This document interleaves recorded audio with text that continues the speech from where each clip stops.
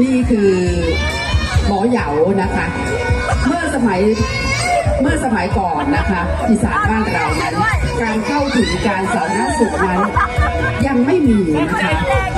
ก็จะอาศัยหมอตำแยหมอเหยานะคะส่วนหมอตำแยนั้นก็จะทำคลอดบุตรส่วนหมอเหยานี่นะคะก็เป็นผู้ที่สืบทอดสื่อจิตวิญญาณนะคะกับครูอาจารย์ที่นับถือนะคะเพื่อที่จะมามอบ้านเราเรียกว่ามอนะคะแต่ว่าเพื่อที่จะได้มาทำงานว่าคนป่วยด้วยสาเหตุใดนะคะส่วนใหญ่นั้นก็จะเป็นความเชื่อในเรื่องของการป่วยทางด้านการไปผิดวัฒนธรรมอย่างนี้คงจะหายไปแล้วนะคะ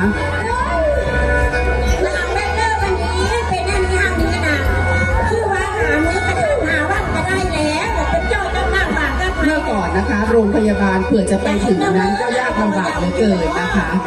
นั่นก็คือต้องมีการเหยาอะค่ะฉันว่าเอาหมอเหยาแล้วค่อยจะไปหาหมอเฮอกันเลยหมอเช่าอายุเลยนักเรียนเมืองนั่นนะชุดเราไปเด้อ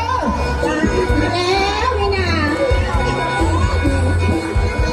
ไปหาหมอเหยากันเด้อ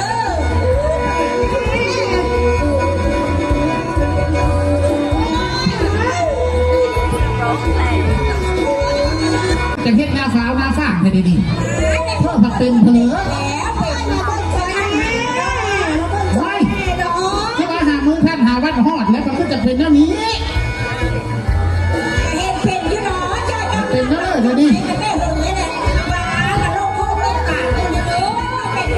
โอ้ยเฮ็ดหน้านี้สีบ้านเนาะมึงเหรอไอ้ลูกเอ้ยเฮ็ดหน้านี้สีโมงทำมีหงได้แต่เฮ็ดก็คือจะเฮ็ดเฉพาะตัวองค์ครบเจอแต่เป็นเนอะเลยมาแต่ซิเลอร์เป็นเพ้ออย่างนี้นั่นเขาเหยาอยู่ซิเลอร์ดูเป็นมาเป็นสวรรค์มาเลยเอาละโมยเอาแล้วบอกคนมาเอาเป็นไฟ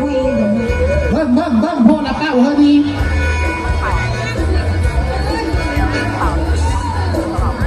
การสื่อทางด้านจิตวิญญาณนะคะเป็นความเชื่อความบ่าวเขาจะเศร้าคนรุ่นก่อนกันไม่ได้ความใครกันยังมีเด้อแน่นอนว่าหมอเหยาต้องเชื่อมความสัมพันธ์กับปู่ตาเราก็จะมีพิธีการสำหรับหมอเหยามาไหว้ปู่ตาเป็นประจำทุกปีนะคะกรมการศาสนากระทรวงวัฒนธรรมนะคะได้เลือกเอาอำเภอนาแกเป็นศูนย์การเรียนรู้เรื่องหมอเหยาค่ะน้ำเลยเอาไข่ลงเอามาตั้งไข่ลงเอามาตั้งไข่เข้าเอามาใหญ่ได้แล้วพี่กับปู่เขาเหยาก่อนนี่นะบอโอ้ยทำได้นี้สีบ้านนักเงือกขาที่เป็นอันนี้สีมองงามมีของเข้ากับตั้งตู้หลังงามตั้งหำหลักล่างเลยให้ถือจะเป็นเทศต้นกลางล่างต้นนาลูเอ้ยเอาคำเอาอย่างนั้นก็เอาไข่ลงเอามาต้นเจ้าไข่เข้าเอามาต้นพญาเมืองเพราะละปู่เขาเจ้าดีเพราะละพี่เขาเจ้าซื้อ